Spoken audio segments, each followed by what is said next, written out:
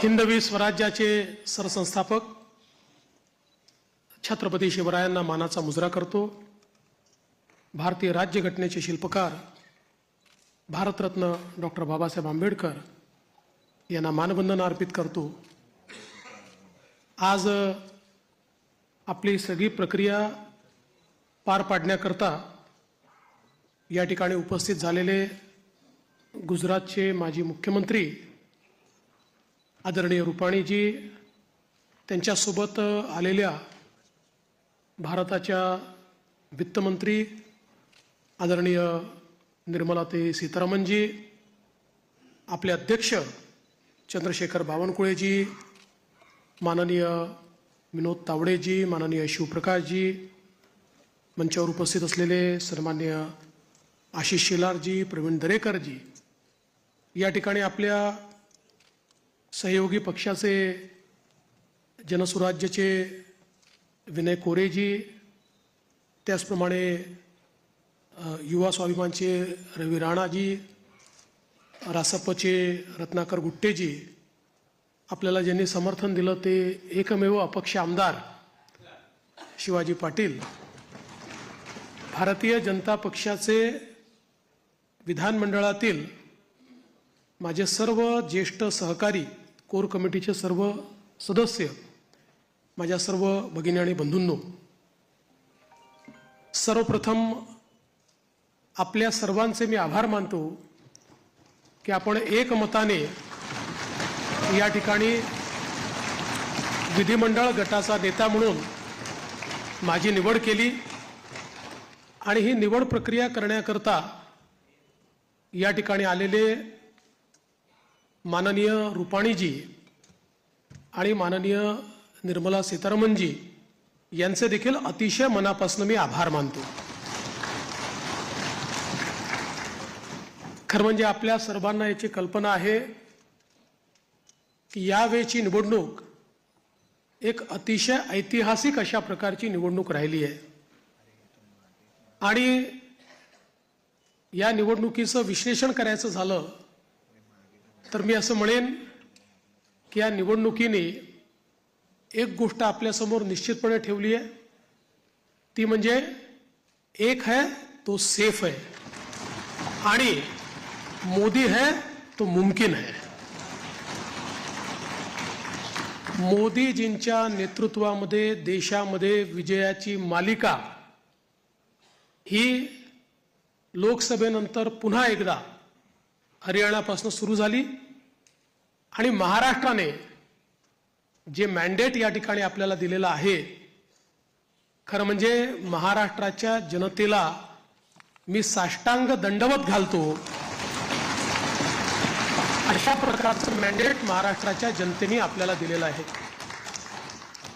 विशेषतः या संपूर्ण प्रक्रियेमध्ये आपल्यासोबत पूर्णपणे तनमनाने या ठिकाणी असलेले महाराष्ट्राचे मुख्यमंत्री माननीय एकनाथराव शिंदेजी आणि महाराष्ट्राचे उपमुख्यमंत्री सन्माननीय अजितदादा पवारजी यांचे देखील मी अतिशय मनापासून आभार मानतो आणि तद्वतच आमचे आरपीआयचे नेते रामदास आठवलेजी आणि आमच्या सगळ्या मित्रपक्षांचे देखील मनापासून आभार मानतो। खरं म्हणजे अतिशय महत्त्वाचं अशा प्रकारचे वर्ष आहे। एकीकडे आपण सगळे लोक ज्या प्रक्रियेतनं निवडून येतो, ती प्रक्रिया ज्या संविधानाने आपल्याला दिली, भारतरत्न डॉक्टर बाबासाहेब आंबेडकरांनी तयार केलेलं आमचे संविधान, या संविधानाची 75 वर्ष पूर्ण होत आहेत आणि म्हणून सर्वार्थानं एक अत्यंत महत्त्वाचं अशा प्रकारचे वर्ष आहे।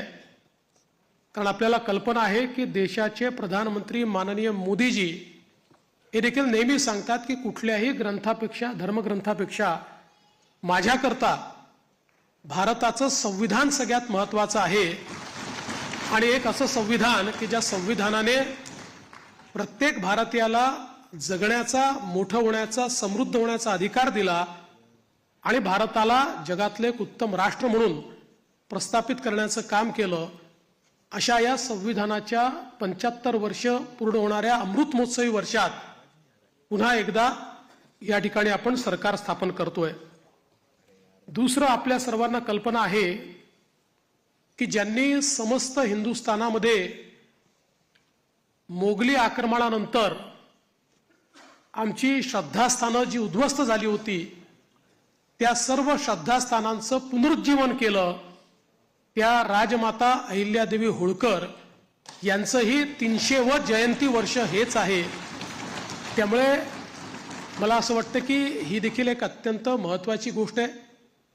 त्यासोबत ज्यांनी इंग्रजांच्या विरुद्ध जल, जमीन आणि जंगल वाचवण्याचा लढा उभारला आणि खऱ्या अर्थानं इंग्रजांना सळो की पळो करून सोडलं, ते भगवान बिरसा मुंडा यांचीही 125वी जयंतीचं हे वर्ष या ठिकाणी आपण साजरं करतोय।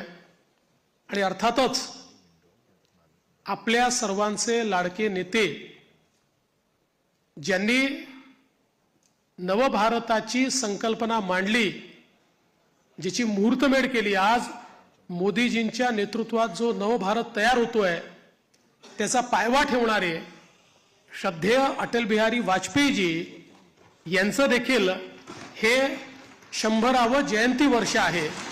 त्यामुळे अशा या अत्यंत महत्त्वपूर्ण वर्षामध्ये महाराष्ट्राच्या जनतेने ही सगळी जबाबदारी आज महायुतीवर या ठिकाणी सोपवलेली आहे। खरं म्हणजे इतका मोठा जनादेश हा आपल्याला या ठिकाणी जनतेने दिलेला आहे की या जनादेशातून मी एवढंच म्हणेन की आनंद आहे, पण त्याहीपेक्षा जबाबदारी आपली वाढलेली आहे। प्रचंड मोठी जबाबदारीची जाणीव करून देणारा अशा प्रकारचा जनादेश हा जनतेने आपल्याला दिलेला आहे।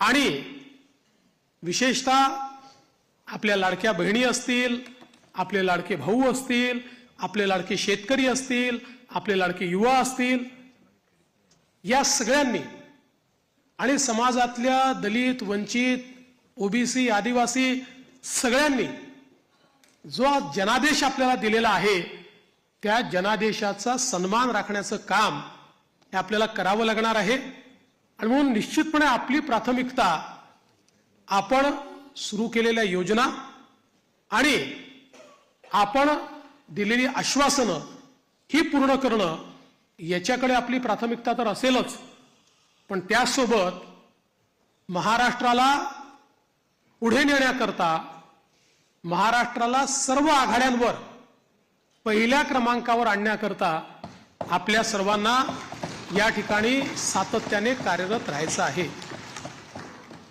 आपल्याला कल्पना आहे की 2019 साली देखील जनतेचा कौल आपल्याला मिळाला होता। दुर्दैवाने जनतेचा जो कौल होता तो हिसकावून घेण्यात आला आणि जनतेसोबत एक प्रकारे बेईमानी त्या काळामध्ये झाली।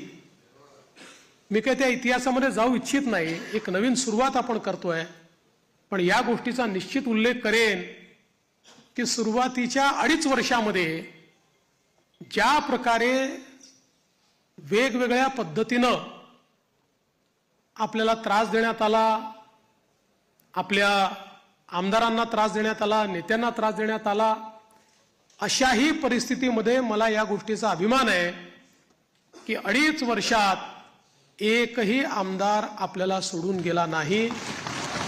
सगळे आमदार, सगळे नेते संघर्ष करत होते आणि त्या संघर्षामुळेच 2022 साली पुन्हा आपलं सरकार तयार झालं आणि त्यातूनच आज पुन्हा एकदा पूर्ण बहुमत आपल्या महायुतीला, प्रचंड बहुमत हे महायुतीला मिळालं आणि आपल्या भारतीय जनता पक्षाला 132 आणि आपल्या मित्रांसोबत 137 जागा, एक प्रकारचा इतिहास या महाराष्ट्रामध्ये लिहिला गेला। हा इतिहास मला असं वाटतं की अभूतपूर्व अशा प्रकारचा आहे। या निमित्ताने देशाचे प्रधानमंत्री माननीय मोदीजींचे मी मनापासून आभार मानेन की माझ्यासारख्या बूथचा कार्यकर्ता म्हणून ज्याने काम चालू केलंय, वॉर्डाचा अध्यक्ष म्हणून काम चालू केलंय, अशा एका कार्यकर्त्याला या सर्वोच्च पदापर्यंत 3 वेळा माननीय मोदीजींनी या ठिकाणी बसवलं.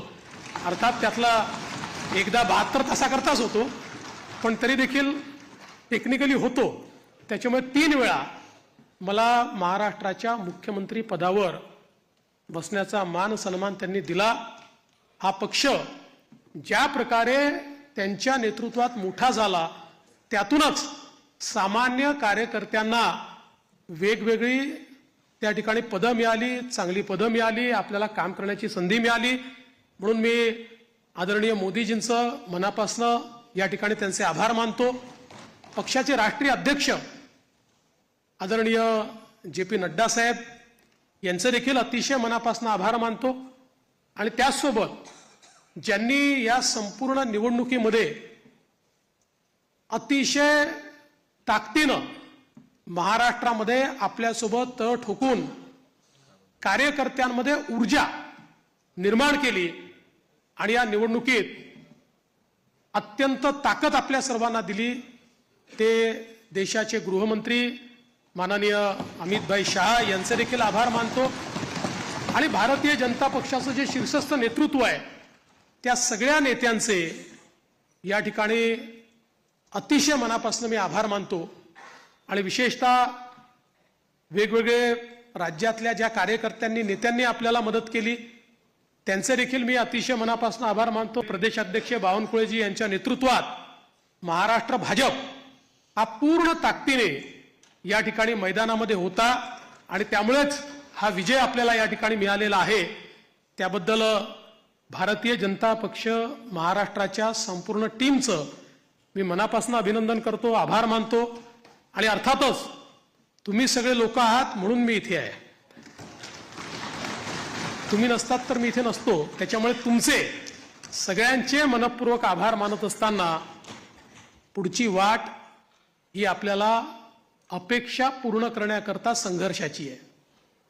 आपल्याला अपेक्षा पूर्ण करायच्या आहेत. त्यामुळे आपल्याला सगळ्यांना आपलं महायुतीचं सरकार आहे, या सरकारमध्ये एक दिलाने आपल्या सगळ्या मित्रांना सोबत घेऊन आणि प्रसंगी जेव्हा इतकं मोठं मॅन्डेट असतं त्यावेळी सगळ्या गोष्टी सगळ्यांच्या मनाच्या आपल्याला पूर्ण करता येत नाहीत. पण आपण एक लार्जर, एक मोठा अशा प्रकारचा विचार घेऊन, एक लार्जर गोल घेऊन आपण राजकारणामध्ये आलेलो आहोत. केवळ पदांकरता, केवळ आपल्याला कोणीतरी मोठं करावं याकरता आपण राजकारणात आलेले नाही आहोत. त्यामुळे मला या गोष्टीची पूर्ण अपेक्षा आहे की येत्या काळामध्ये 4 गोष्टी आपल्या मनाप्रमाणे होतील, तर 4 गोष्टी मनाविरुद्ध देखील होतील. पण तरी देखील एका लार्जर इंटरेस्टमध्ये आपण सगळे एकत्रितपणे काम करू आणि आपली शक्ती काय आहे ही शक्ती निश्चितपणे या ठिकाणी आपण दाखवून देऊ. आज या निमित्ताने पुन्हा एकदा आपल्या सगळ्यांचे आभार मानत असताना महाराष्ट्रातल्या दीन, दलित, गोर, गरीब, आदिवासी, शेतकरी, शेतमजूर, महिला, ओबीसी, अल्पसंख्याक सगळ्या समाजाला या ठिकाणी मी आश्वस्त करू इच्छितो की महाराष्ट्राच्या सर्वांगीण उन्नतीकरता, महाराष्ट्राच्या प्रगतीकरता 24 तास आमचं सरकार काम करेल आणि महाराष्ट्रातल्या सामान्य माणसाच्या आशा, आकांक्षा, अपेक्षा या निश्चितपणे पूर्ण करण्याचं काम आम्ही करू.